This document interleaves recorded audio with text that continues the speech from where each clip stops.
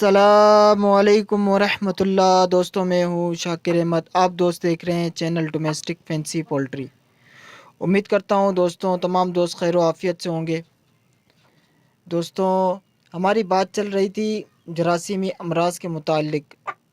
तो जरासीमी अमराज के मुतालिक कल हमने बात की थी पलूरम डिजीज़ के बारे में।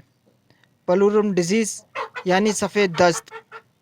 आज इंशाअल्लाह इसी वीडियो को आगे बढ़ाते हुए उसी मौजू पर बात करेंगे कि जरासीमी अमराज में से एक फाउल टाइफाइड यानी मुतअद्दी बुखार है।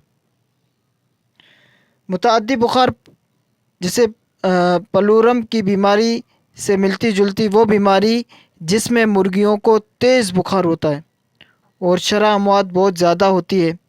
बुनियादी तौर पर ये एक बैक्टीरियल मर्ज़ है जो कि साल्मोनेला गैलीनारम नामी जरासीम की वजह से होती है। ये बीमारी ख़ास तौर पर मुर्गियों, बतखों और पोल्ट्री फार्म को मुतासर करती है। इनकी वजूहात पर गौर करें तो तकरीबन कोई 5 से 6 वजूहात बनती हैं।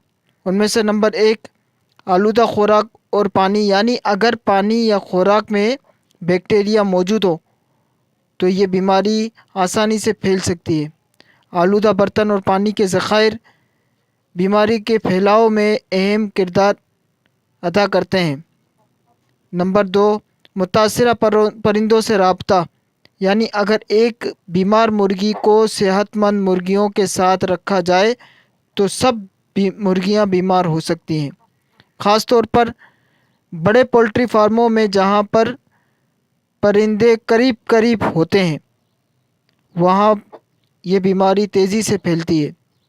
नंबर 3, गैर मयारी सफाई और जरासीम कुश इक़दामात की कमी, यानी अगर पोल्ट्री फार्म या पिंजरे की सफाई का ख्याल ना रखा जाए तो ये बैक्टीरिया बआसानी बढ़ भी सकते हैं और शदीद हमला आवर भी हो सकते हैं।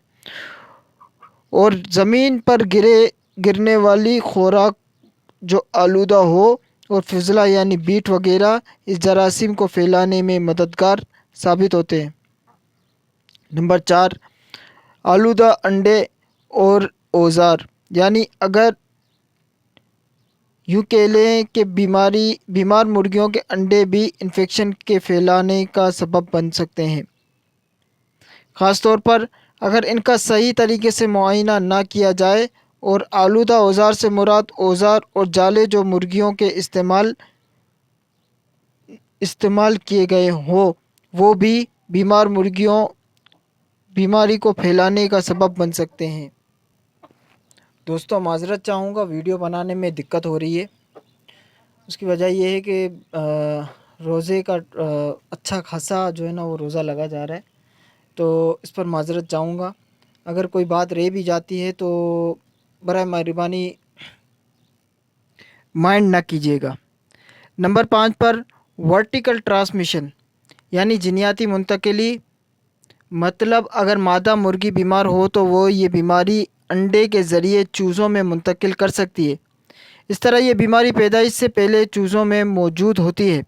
नंबर 6, कीड़े और चूहे जो खुराक या पानी के ज़खायर में आते जाते हैं वो बैक्टीरिया को एक जगह से दूसरी जगह ले जा सकते हैं। इसके साथ साथ बचाव के तरीके भी जान लें।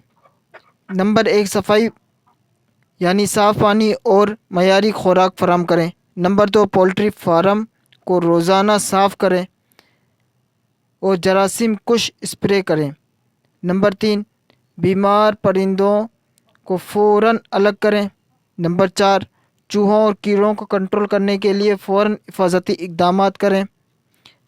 नंबर 5, वैक्सीन और एंटीबायोटिक्स का इस्तेमाल वेटनरी डॉक्टर की हिदायत से करें। अगर आपके पोल्ट्री फार्म में ये मसला है तो फ़ौरन एक माहिर वेटनरी डॉक्टर से मशवरा करें ताकि बर वक्त नुकसान को रोका जा सके। मगर इसके लिए ज़रूरी है कि इसके अलामात को जाना जाए। कुछ ज़रूरी अलामात, उन अलामात में से नंबर 1, मुतासरा پرندے کے جسم کا درجہ حرارت بہت زیادہ بڑھ جاتا ہے۔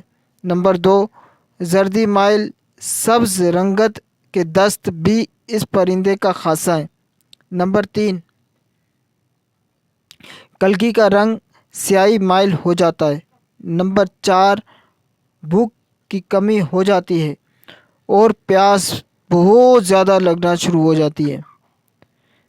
اس کا علاج، اگر بیماری کی شدت اگر کم ہو تو اس کا علاج ایروفلوکسائن یعنی جو محلول 10% کا ہوتا ہے اس کو آپ خوراک اور پانی میں ملا کر دے سکتے ہیں۔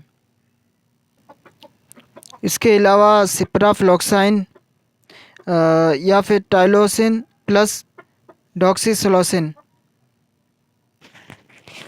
یہ کوئی 3 قسم کے فارمولے ہیں، ان میں سے کوئی بھی ایک کسی ویٹنری ڈاکٹر کے مشورے سے استعمال کر سکتے ہیں۔ تو دوستو، آج کی یہ ویڈیو یہاں اختتام پذیر ہوئی۔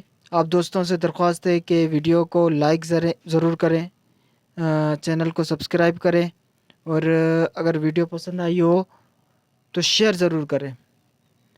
دوستو اجازت چاہوں گا، اپنا خیال رکھیے گا، اللہ شاد و آباد رکھے، تمام کے روزے قبول فرمائے۔ السلام علیکم ورحمۃ اللہ۔